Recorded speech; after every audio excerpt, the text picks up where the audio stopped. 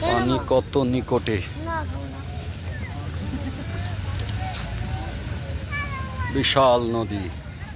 এই সেই ভয়ঙ্কর পদ্মা নদী, যেই নদী বাংলাদেশের সবচেয়ে ভয়ঙ্কর নদীর মধ্যে পদ্মা নদী অন্যতম। এই পদ্মাতেই মানুষের অনেক বিপদ হয়ে থাকে। এরম ভরা নদীতে কেউ নৌকা চড়াটাও অনেকের জন্য রিস্কি। যারা সাঁতার জানে না তাদের জন্য আরও ভয়াবহ। এই নদী আমাদের প্রাণীর নদী। ধার দিয়ে সবাই হুন্ডা নিয়ে বেড়াচ্ছে। একটি কাক নৌকার উপর কি সুন্দরভাবে বসে আছে নদীর মাঝখানে। কাকের সমারোহ, কাক দেখা যায় নদীর মাঝখানে। এই যে কাক বসে আছে, কাক নৌকার মাঝি সেজে।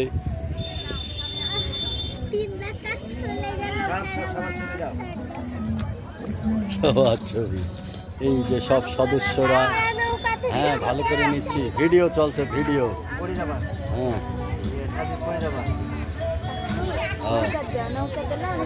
নৌকাতে যাওয়া যাবে না, নৌকাতে খুব বিপজ্জনক। এখন নৌকায় উঠাই যাবে না। এই নদী অত্যন্ত ভয়াবহ। নদীর ধারে যাও না গাফফার ভাই, নদীর ধারে যান না। আপনি তো আবার সাঁতার জানেন না। সাঁতার না জানলে তো ভয়ানক বিপদ ঘটতে পারে। অর্থাৎ দূরে দূরে থাকেন। সেই গোপালগঞ্জে আর্মির পিটনের মতন ছেঁচড়িয়ে চলে যাবেন নদীর মধ্যে, তুলতে আবার আমাদের কয়েকজনের অনেক সময় লেগে যাবে। ওদিকে তো নিচ্ছি ভাই, সব নিচ্ছি, এগুলো সব ভাইরাল হয়ে যাবে। ফেসবুক ভাইরাল করে দেব সব। এই যে গাছ, কি সুন্দর নদীর ধারে প্রকৃতি, মিটমিটে বাতাস, খুব জোরে না, সুন্দর বাতাসে আমরা এখানে করছি। এই দিল্লির লাড়ু কত করে গো? 10 টাকা পিস দিল্লির লাড়ু। খাবি নাকি সাজিদ? দেন একটা দেন, সাদা দেন, সাজিদকে সাদা দেন। হ্যাঁ এই যে সব চলে আসছে জীবনের, মানুষের জীবনে বিনোদনের দরকার আছে। সেই বিনোদন করতে হাজারো ব্যস্ততার ভিতরেই আমরা এই নদীর ধারে চলে এসেছি।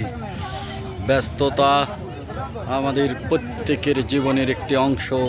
সেখান থেকে বিশ্রাম নেওয়ার জন্য বা একটু আনন্দ উপভোগ করার জন্য এই নদীর ধারে মানুষের অনেক ভিড়। এই লোকালয় এখন লোকজনে ভরে গেছে, আর আমরা সেটাই আপনাদের দেখাচ্ছি।